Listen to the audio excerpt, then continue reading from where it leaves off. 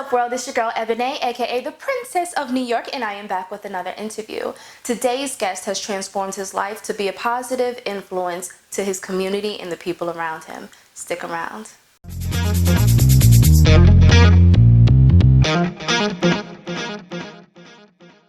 Ladies and gentlemen, welcome, Brother Red.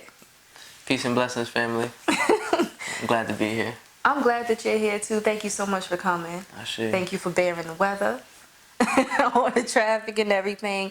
Let's get down to business, shall we? Let's get it. All right. So tell us, my friends at home, a little bit about who you are. Let's get into your history.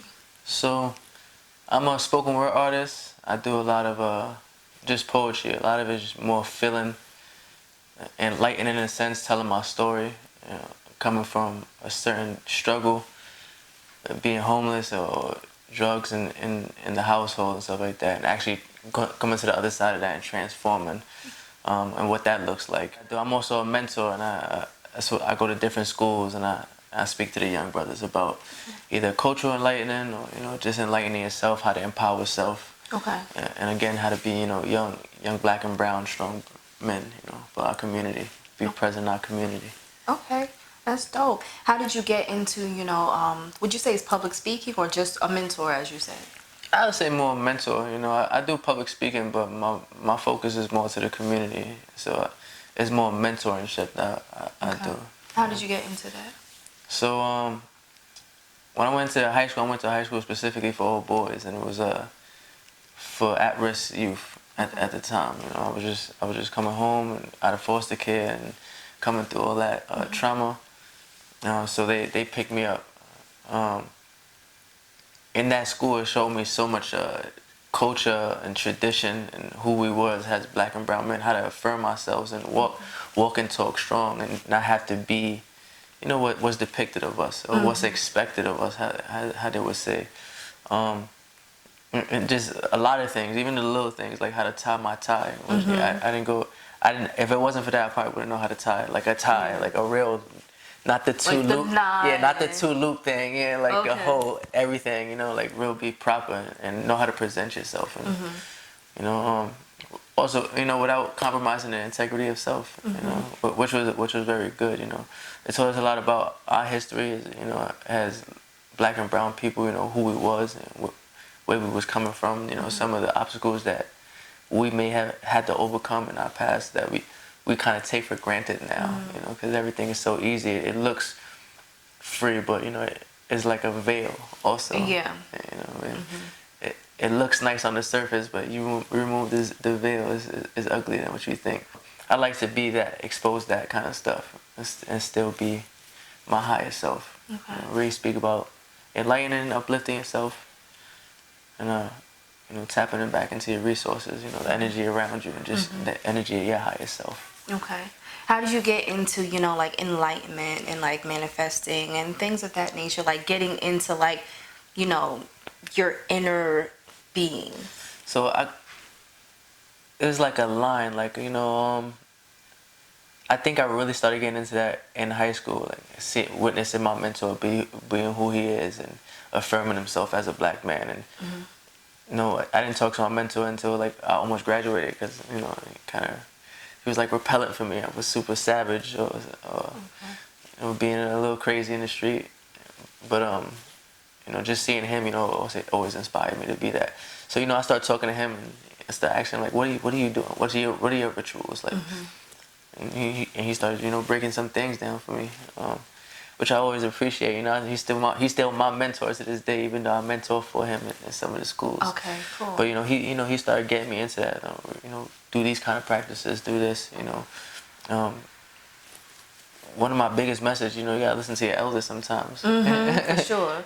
There's no way that I know more than this brother. Right, because they've lived it. They've already experienced these things, so they can pass things on to you. It may not be the same exact situation, cookie cutter, but it'd be similar. And you always just listen. Sometimes you got two eyes, two ears, and one mouth for a reason. You got to see what's going on in your surroundings, be aware, and listen diligently, and understand how people are saying the vibrations and what they may be using or moving with, and then when you speak with potent, You speak with potency. Yeah. And stand by what you're speaking by. So all of that goes into like my meditation and being conscious of what I'm saying, what my energy is getting put into, and being open to my healing and transformation. You know, like this has been the trauma. How do I deal with this now that I actually have the time to deal with this? You know, and sometimes you just gotta, forgive yourself most of all. You know, because at the end of the day we put so much pressure on ourselves, thinking that it's all my fault. But sometimes there's things in the universe that happen. Right, it's just out of your out of our control. You know, so forgive yourself and keep moving. You know, because one of the things about the Sankofa bird, which we learned in when I was in this particular school, the Sankofa bird is looking back but flying forward. So what that meant was to retrieve your past, but to create your future. If we don't dwell on it, I seen what happened here. This is what happened. This is with my failure. If I tweaked it this way, but use a different approach to it, maybe this will come. So it's just learning from your past, but continuing to move forward.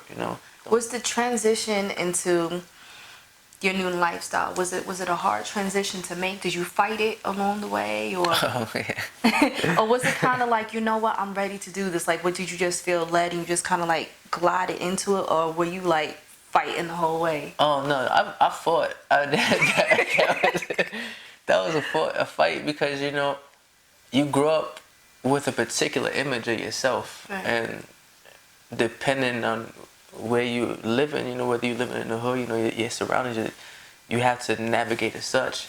So you start entering certain spaces, and you find out that you don't have to be the super savage, or you don't have to be the crazy, like I'm super aggressive because this is how I know you guys depict us as, But you start entering these spaces and you're allowed to be you and express yourself and express other levels of you, express different sides of you, maybe sides that you never even know. So understanding that, I had to get comfortable with, like, I understand, like, this particular energy, whether it is I need to be aggressive, I could call upon that. I don't need to be my whole life super angry and aggressive all the time, because then everything would just pass you by.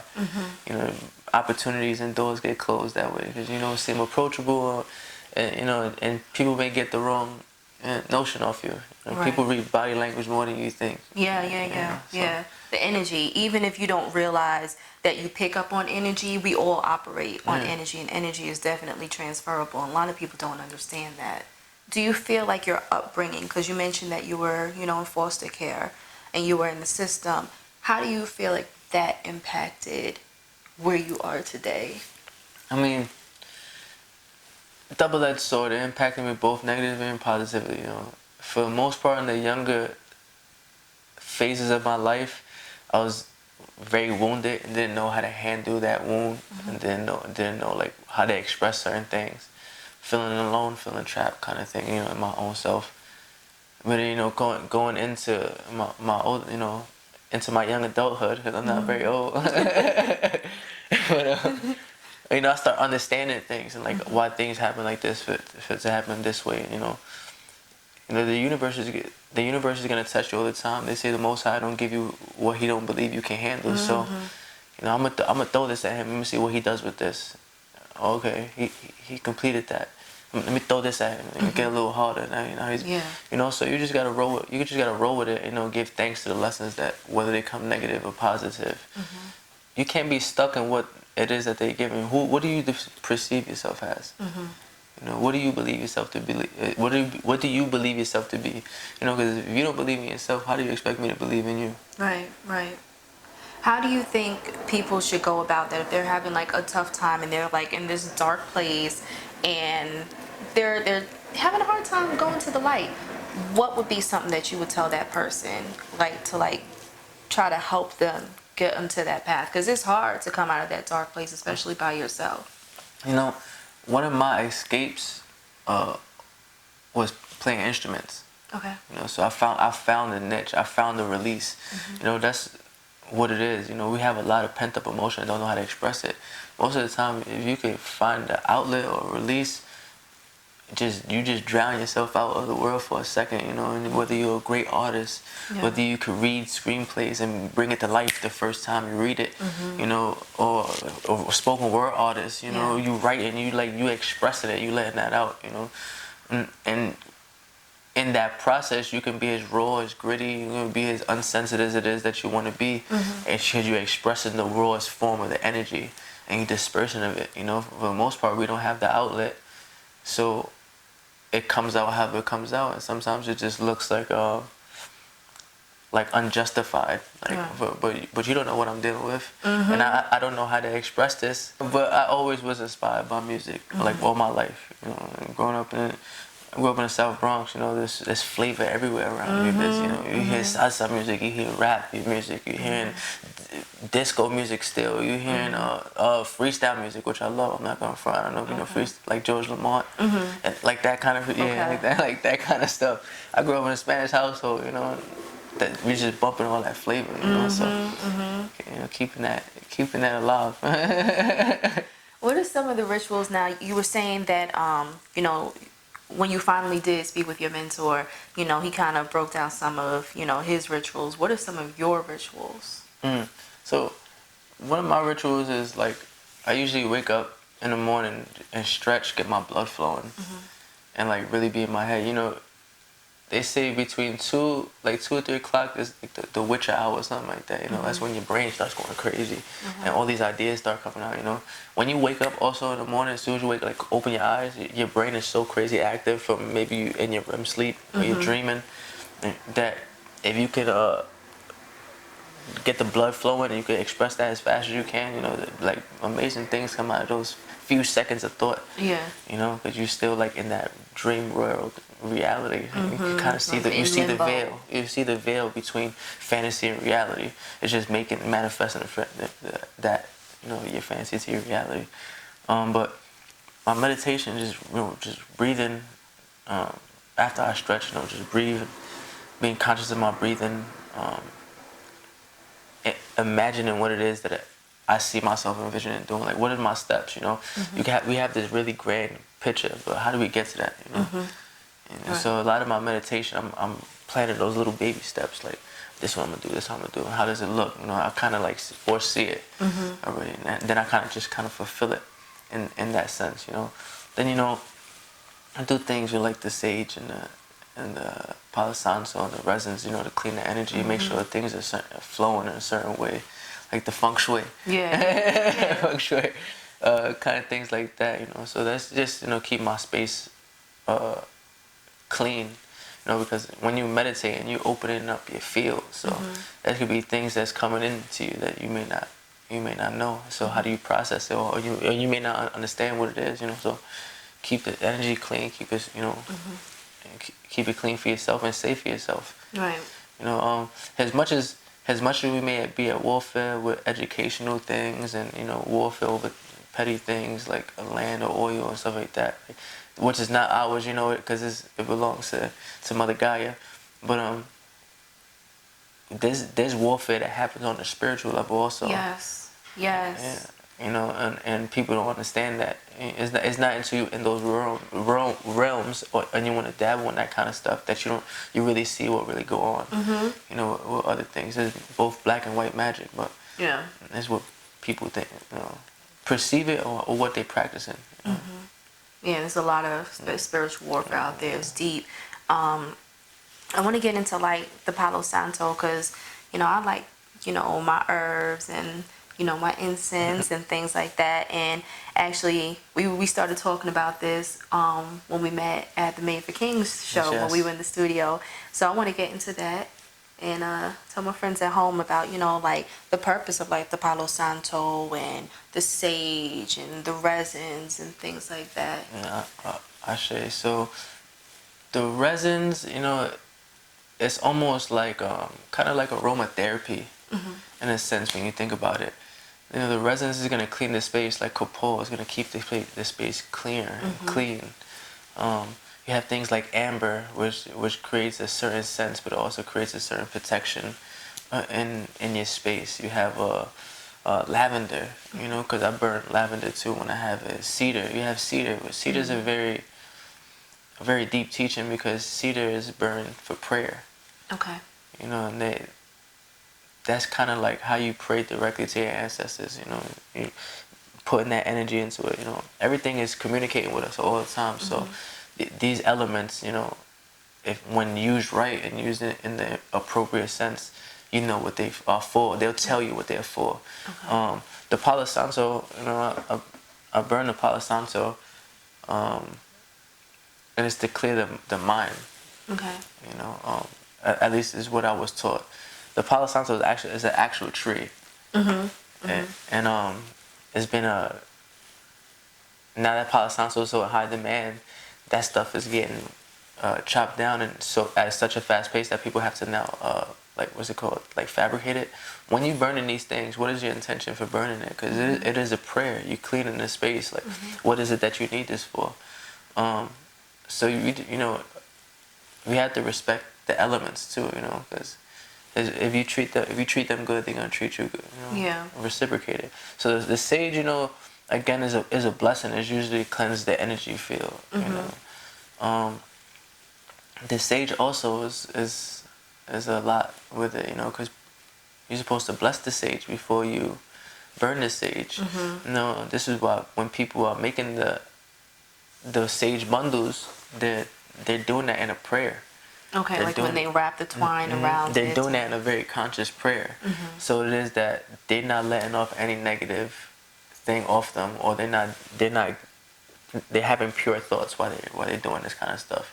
Because if you're burning something, you could be burning something that I passed off to you.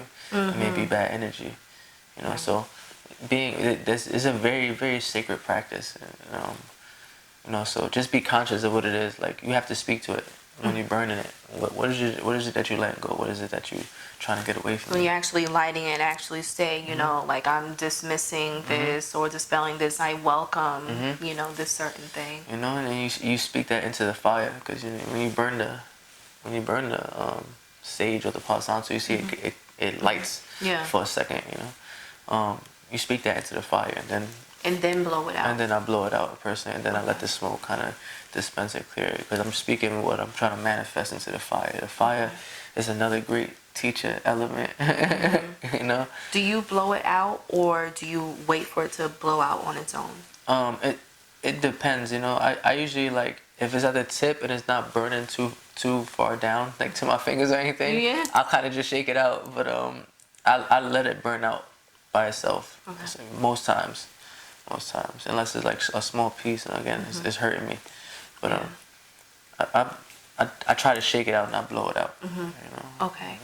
You could blow it out also. You know, that's like what's it called? It's just preference. It's a form of magic also, though. Oh, okay. Like when you blow out your candles, that's a form of manifestation. Right, you make your wish and then you blow it out. Yeah. Right. So it's the same thing. You manifest whatever you want. You say whatever your wish is, and then you blow it out. You breathe the life to it.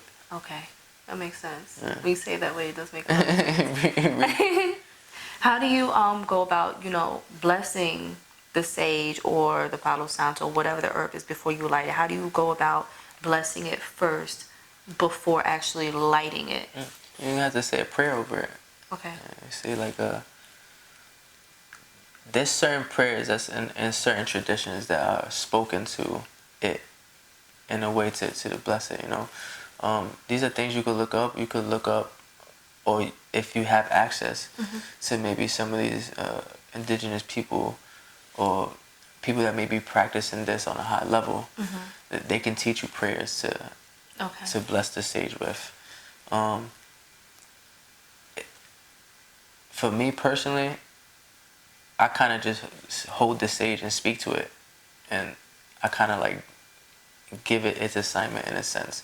Like, I got this sage specifically for this, so every time I light this, it's probably because this is what's going on in my field. So I'm blessing it with that, because that's the intention I need to clean all the time. Okay.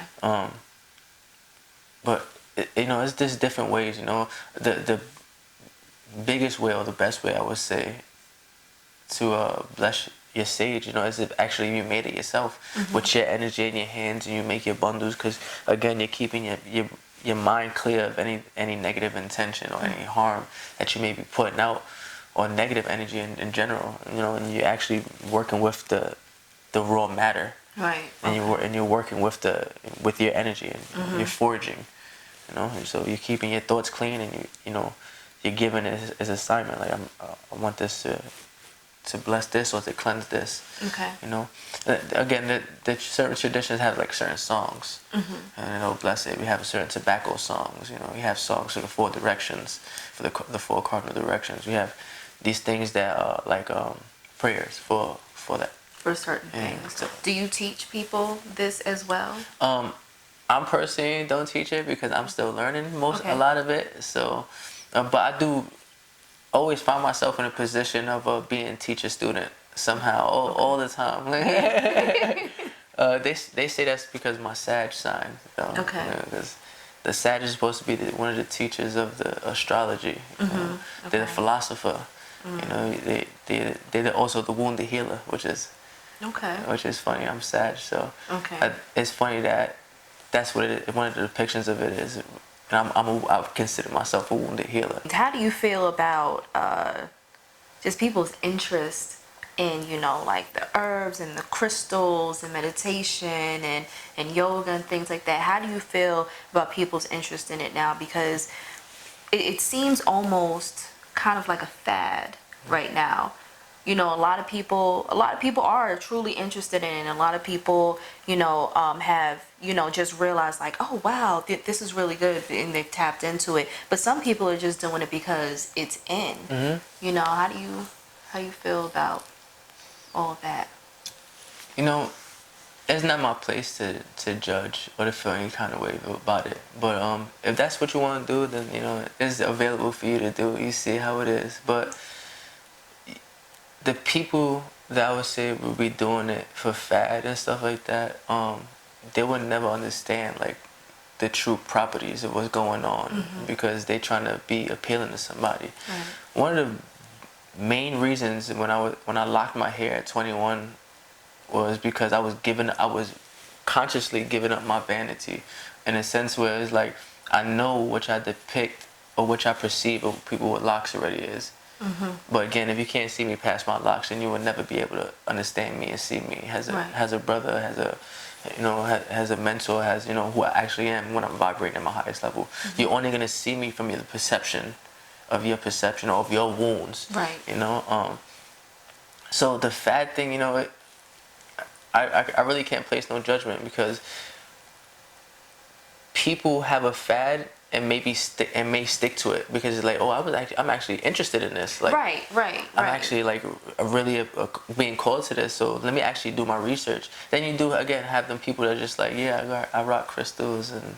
And then when they get off their Instagram feed, their social media feed, they take the mask off and so they're not really living the life. They're just doing it because everyone else is doing it. And they think it's just kind of like the norm is what you're supposed to do in this scene. So then you ask yourself, you know, when you're doing what it is that you're doing, are you doing it for the purpose to be acknowledged?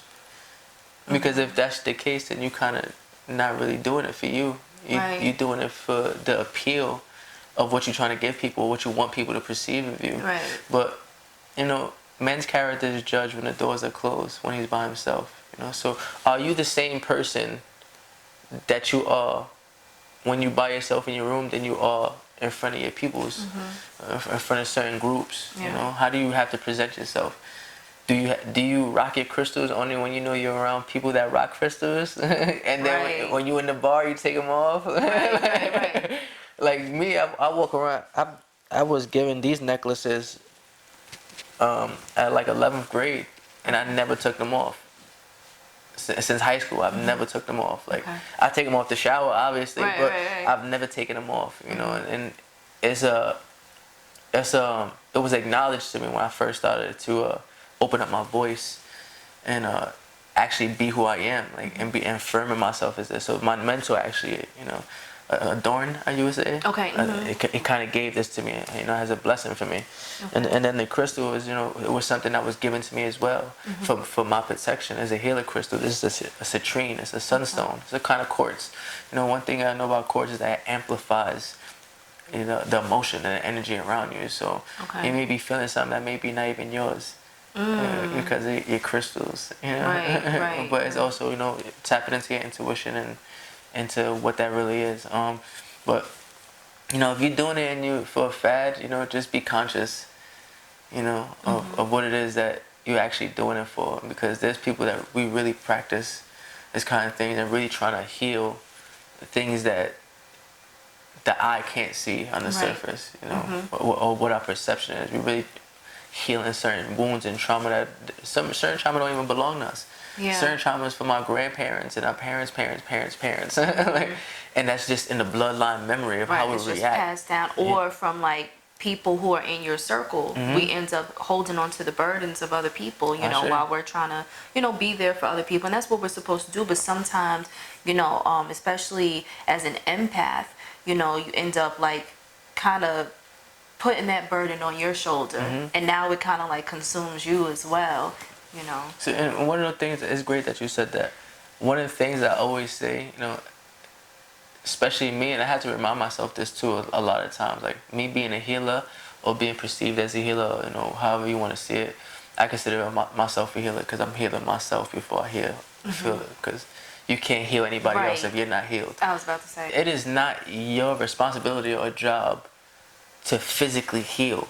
So, like I'm doing something to you that's healing. No, you're just here to hold this space for other people's healing. There's but so much sage and Palo Santo and Florida water I can throw you. There's but so much quotes I can pump into you. There's but so much inspiration I can pump into you. But if you're not believing in yourself, and if you're not taking the time to heal yourself, it don't matter what I'm doing. There's nothing I'm really doing. As much prayer as I can get to you.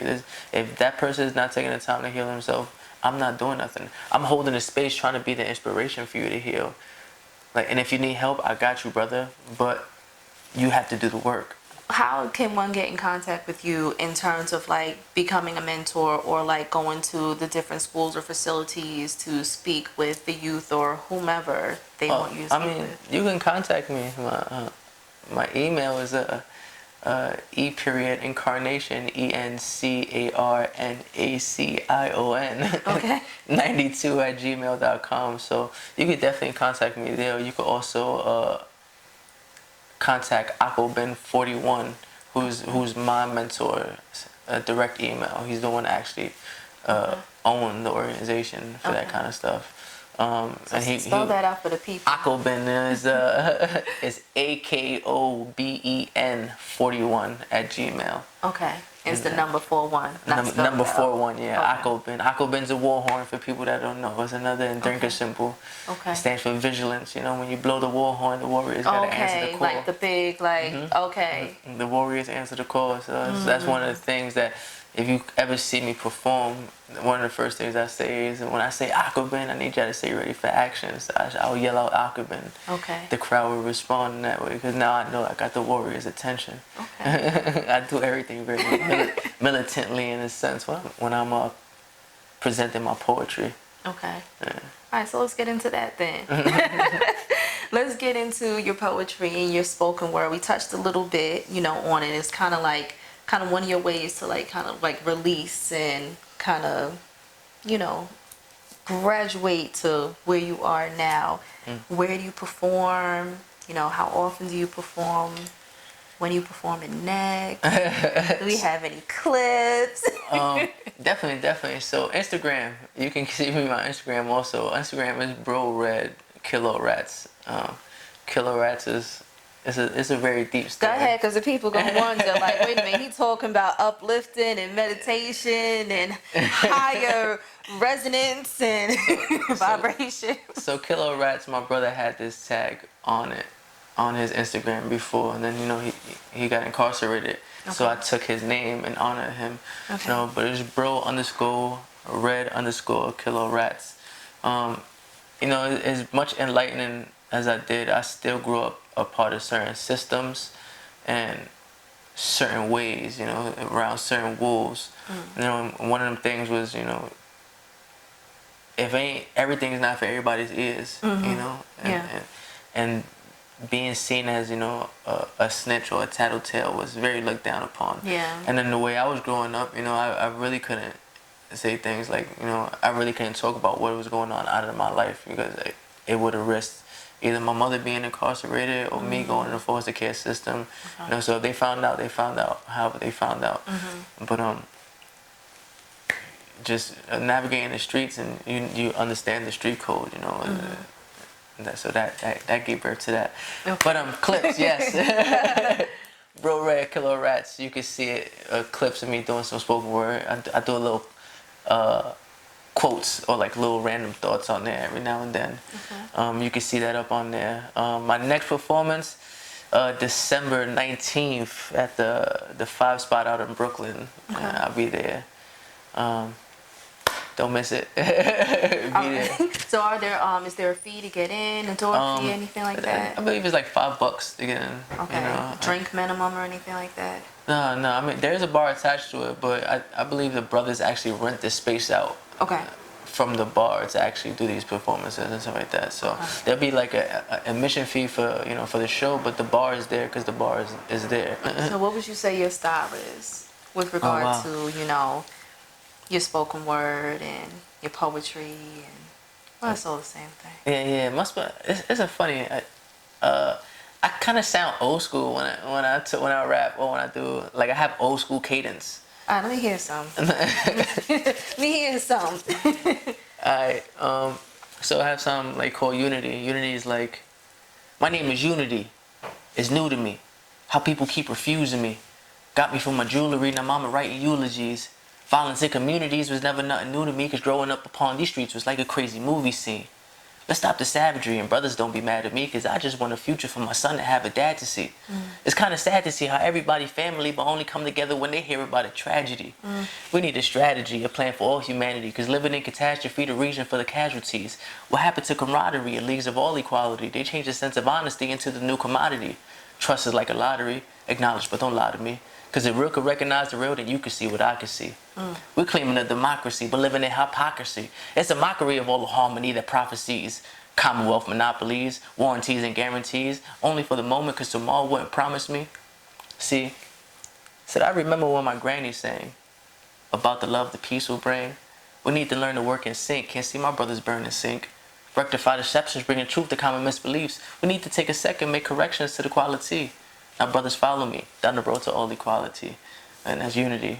But okay. I have like that kind of flow. It's like I'm just speaking to y'all. Yeah. But since we are so musically inclined as black and brown people, sometimes we need to say things in a rhythm it's hitting us. And I do a lot of no holds bar. I don't really do a lot of similes and literary elements. I do it when just to be fancy and do the wordplay thing, but I'd rather talk in a rhythm where it's I'm just talking to you, right, just whatever's on your heart, whatever's in your mind, just release it. But it rhymes and it makes sense, and it's telling a story, and it's breaking you down and stuff like that. And I'm also telling you about what's going on in our neighborhood and the way we live in, and my perception of how we see it, how we could be great. This is one of those things. I have a lot of my poetry is like that, where it's yin and yang, double-edged sword. It's you see the grittiness of it, but you see the enlightening side of it. I purposely, when I do poetry, I try to sound really gritty or hard, or angry, aggressive. Okay. So that if you get caught in how I'm delivering it, you may miss the complete message of what I'm saying in it. So it's too. I'm working your brain when I do that. So my writing is enlightening and is elevating and is making you see truth, but if you get caught up in the image and the vibration of it, you may be like, oh, this brother's hard, this brother. Right. Brother sound. I like that. People may be appealed to that, but for the people that can see past the gritty and cut through that and listen to it, it's oh, now he's really saying some craziness.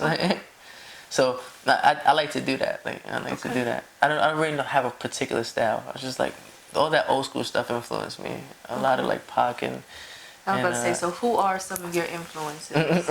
Pac and Biggie, because he's New York. You got Big L. Oh my God, Big L is crazy. Big L is one of my people I really listen to a lot. obviously Pun, because Pun was putting on for the Latino people in the Bronx, and he literally lived down the block from me. Like, Okay. I used to live on Banana Kelly, and they was from Rogers and all that. But real like Common, I really like listening to Common, because that's the kind of stuff that I'm kind of on. But I'm listening to all the gangster stuff, also the gangster rap, or the hip hop that's still gritty, just to kind of fuse those elements. Like, right. see, I like what Brother Common doing, but he's so smooth with it, and I can't. I'm not that smooth. I know I'm a little rough, so. How do I take that rough element but still have the common sense, the consciousness? One of my biggest influences is Brother Rakim, and Rakim and Eric B. KRS, because his mind is like his mind is super on it. KRS is pump me up, like so.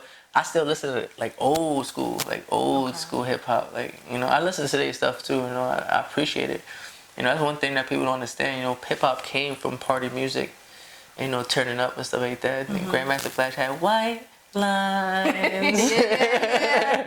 yeah. Going through. Come on, like, and then after that had the message. And so to go from that and you gotta kind of like find that balance. Like, okay, yeah, we could jam out, but then okay, it's time to study. Serious. This is what's up.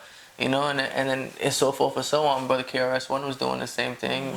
Brother Rakim was doing the same thing. So that's the kind of stuff that I aspire. I gotta be a little more smooth with it, but I do like still keeping the edge to me, because I like that approach to how I do that. Like, it's edgy, but it's also like, nah, you really listen to what he's saying. Like, pay attention. Pay attention. He's saying something. Yeah. Sometimes I grew up getting smacked upside the head and this whole thing.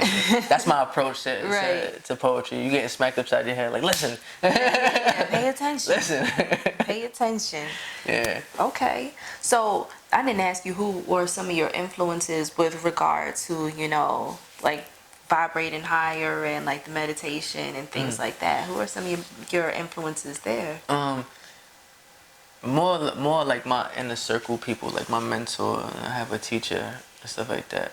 There's not like real gurus that I look at and see, but I watch like so much interviews with like revolutionary speakers like Kwame Ture, and a lot of Black Panther stuff, UEP and Bobby Seals, and I watch different many El Haj clips, Malcolm X clips. Okay. So just getting into the thinking and how they think and how they moving, that kind of helps me with my meditation, because that's who I perceive myself to be, like being revolutionary, trying to change certain things, Okay. And obviously Bob also, Bob Marley is always been, just because he did what he did with no conviction, like without no holds bar, like I'm giving myself, and that really inspired me, like what I do is a selfless act, like I give myself to the people, right? It's not like I make myself an image so big that the people can't touch me anymore, or they can't get to me. I would hate that, and that's why I really liked what Bob was doing. I'm for the people. Like, this music that I make is for the people. So I really that inspires me a lot. So what's next for you? What are your plans? What can we see from Brother Red next? Just continue to do my poetry and being present for the young brothers. That's all I really strive to do. Learn as many instruments as I can. I have a good crazy obsession with. Yeah, you play like 11. You were saying, right? Yeah, at least like. What instruments do you play? I play piano, guitar, charango, which is like a smaller guitar. It has 10 strings. It's like a masculine ukulele, kind of, in a sense. Okay. It's a South American instrument though. Okay. Flute, didgeridoo. I have a what? A didgeridoo. What is? Describe that for me. It's like a long. It's usually made out of wood, but it's like a long, and it makes like a droning sound, like. Okay. Okay, I think I know you. Yeah. Okay. So that I play with that. Is that for like Australian or something like that? Yeah, it's an Aborigine. Okay. Aborigine thing. Okay. I know what you're talking about. That I have this really cool drum. It's called a rap drum. Okay. It's like a looks like a UFO. Like Okay. it makes like harmonic sounds when you play it, and I got so fascinated with that. I played that thing for hours, like, but I got so nice at that. Like, I was like tapping when I first got it, and like a week I was like going Just crazy, yeah. because I already knew where the sound and the pattern was, you know. So, djembe, I played djembe. I played the doom dooms, which is the bottoms. Certain shakers, kalimba, ambira. Okay. Okay. I play a lot of instruments. I'm just trying to keep adding to that, you know, because that's like that makes me feel free. You know. Can we see a spoken word album come from you? Maybe with you playing your instruments. Maybe have a couple some instrument solos. Oh yeah, no, definitely. That was definitely something I've been really trying to do. That's one of the reasons why I want to play so many instruments, because I want to bring the natural sounds back, like of what a piano really sounds like on a track, not like a digitally recorded thing. And I know it's a lot of work, but I'd rather do it, and it helps me to express it. I mean, playing instruments also, like, it does something to your mind also. Like you can It's like a cathartic release. you can like put yourself in trances, like when you know how to like really zoom into it and tap into those crafts. Like, so it's magic, like real magic, music in itself. But spoken word album, I would definitely like love to do that. Like I've been really thinking about like how to do an EP, and just getting those resources, and like, but I'm a person that's so like perfectionist that it's like I got to make sure all these hit. Yeah, I know how that is. This is hitting every beat. My words is not slurred. This is like on point. Like, and then I practice it 100 times before I go into the studio, because when I go into the studio, I don't want no notebook. I just want me to be Just go. emotion and like bring it to life. Like, I'm just like dang dang dang, next beat, let's go, dang dang dang, and then it'll be done. You know. Okay. That's how I try to work. You know? It's also better for the DJ, because you know. Right, well, for whoever the recording person, the sound engineer or the mixer, the producer, whoever's in there with you. Well, you would be your own producer because you make your own music. Yeah. I mean, but I still need somebody to record me. I don't have the recording Right, so stuff. you need the sound engineer. Yeah, the sound I know people. somebody. Couple interviews back, Yanni. She's good. Yanni, if you're watching, I got another artist for you. I see. So, before we leave, I need to know, what are some gems that you would leave with my friends at home? So some gems. The world is too big for you to be thinking about what other people perceive of you. What do you perceive of yourself? What do you think of yourself? You know, if you see yourself beautiful, that's what you are. You know, if you see yourself as love and light, that's what you are. You know, we spend so much time on what other people think about us that we forget how to be us. You know, because we're trying to appeal to everybody else. Right. Like, what am I doing to stroking this person wrong? It may not be you. It may be something that somebody's dealing with internally, with certain levels of trauma, that what you're doing is triggering some of that. You know, we all reflections of each other. So I could be vibrating something or triggering an emotion or memory in you, and I have no idea that I may be doing that. Right. And that's why people be like, hey, you remind me of my father. You remind me of my cousin. Yeah. You know? That's why that happens, you know, because it's triggering emotion. We being mirrors for each other.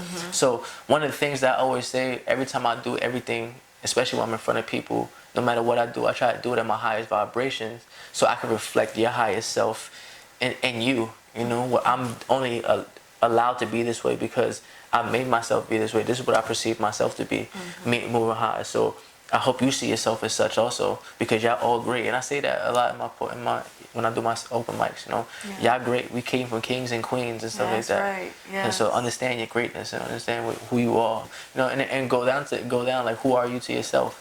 You know, do you support yourself? Do you believe in yourself? Love yourself. And nobody's gonna love you more than you. You know, right. and know, as much as we are our biggest critic, we are also our biggest cheerleaders.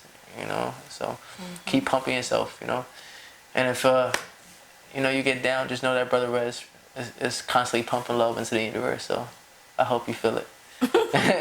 And with that, tell them again how to find you. So you can find me on my Instagram. My Instagram is bro_red_kill all rats. SoundCloud, Bro Red.